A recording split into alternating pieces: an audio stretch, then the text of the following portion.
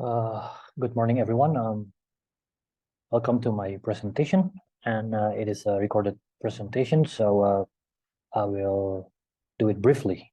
And it is I say this presentation is the outline and what's the outline of my article, what I can say about my article. As you can see on the screen, the title I choose is Practical Discourse and Solidarity, an Investigation of Normativity. This article is written very short time to purposely participate in a philosophical discussion in here in 10th ICNP.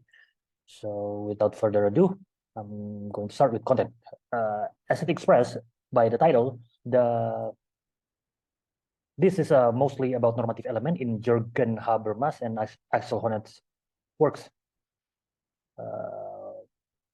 I choose normativity as a framework or approach. For me, normativity is relevant for the discussion about the future of humanity.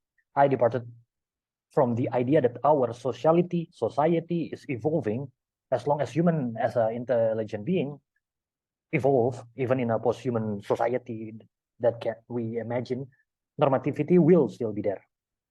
Normativity is something that somehow underlines and rules and constrain our social practice or even cause our social practice.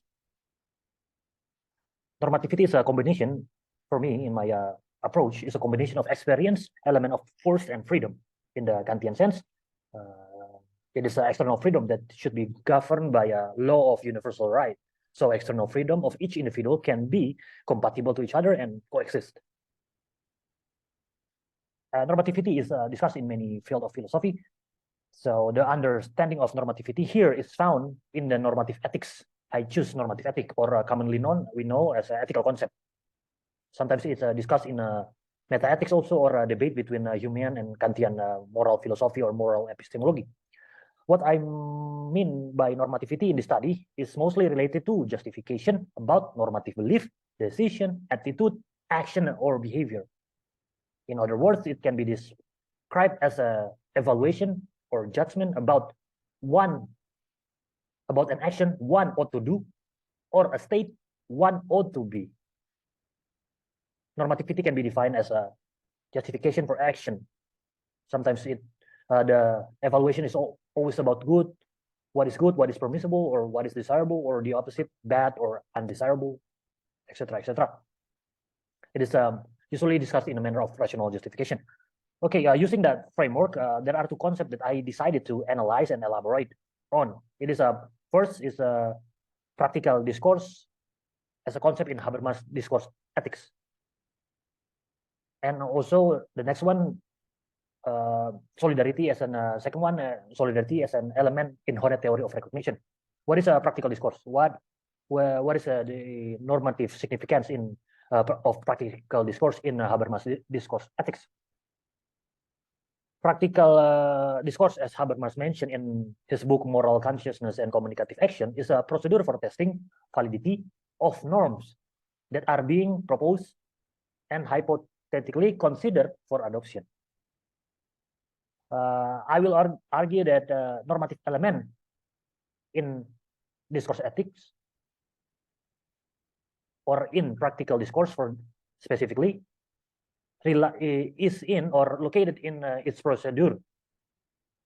And also the normativity in its function is a substantive guideline for moral discourse. So the central principle for the norm to be valid, if it's its consequences for the satisfaction for everyone interest, and it must be the norm, the normativity, something that will govern us, should be acceptable, must be acceptable to all participants who are the participant of practical discourse. It's normative, that's why it's formal. So in other words, normativity is found in the procedure and the norm as the result of the communicative process. So it is a procedure. The procedure is normative, and the norm resulted by the procedure is also normative. So Habermas in here do something good. I think is important. which is to turn Kantian isolated subject into intersubject participant of a practical participant of practical practice in discourse ethics. He turns out Habermas, he turns Kantian isolated moral universality into what he expressed in the screen, on the screen. I must submit my maxim to all others for purposes discursively testing its claim to universality. So it is about the practical discourse and discourse ethic itself as a whole.